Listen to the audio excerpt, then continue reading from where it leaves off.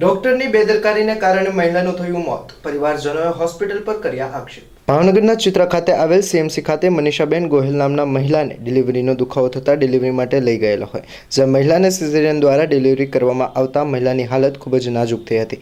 જ્યાં હોસ્પિટલના સ્ટાફ દ્વારા મહિલાની હાલત ખૂબ જ વીક બનતા ડોક્ટર દ્વારા મહિલાને વધુ સારવાર માટે ભાવનગર સટી હોસ્પિટલમાં રિફર કરવામાં આવેલ. જ્યાં મહિલા હોસ્પિટલમાં સારવાર મળે તે પહેલાં જ મહિલાનું મોત થતાં પરિવારના સભ્યો દ્વારા મહિલાનું મોત હોસ્પિટલ ખાતે થયા હોવાનો આરોપ સાથે હાલ મહિલાને પીએમ ખાતે મોકલી પરિવારના સભ્યો દ્વારા હાલ પોલીસ ફરિયાદ કરવાની કાર્યવાહી હાથ ધરવામાં આવી છે.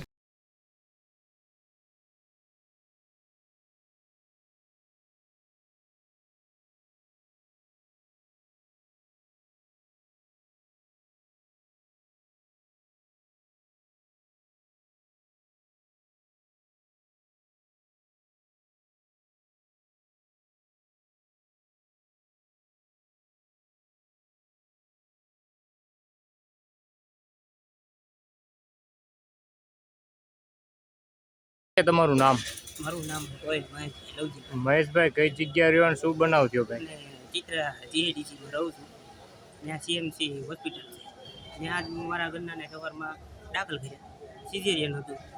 સિઝેરિયન દરમિયાન બ્લડિંગ પડી ગયું. તો બ્લડિંગ ચડાવવાનું કીધું તો મેં આ પડે. મેં કીધું વાંધો નહીં, આપણે ચડાવી દઈએ. તો કે હવે આપણે કોથળી કાઢવી પડશે. મેં કીધું વાંધો નહીં, તો આપણે એ પણ કરી નાખીએ.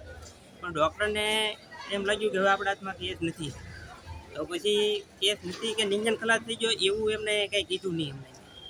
તો કે હવે તમને સર્ટી હોસ્પિટલમાં તમારે દાખલ થવું પડશે. તો ત્યાં અમે અહીંયા આવ્યા તો સર્ટી હોસ્પિટલવાળા કે આ તો મૃત છે.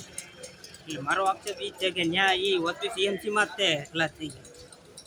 તો ડૉક્ટરની બેદરકારી ફૂલ છે? ડૉક્ટરની બેદરકારી ફૂલ છે.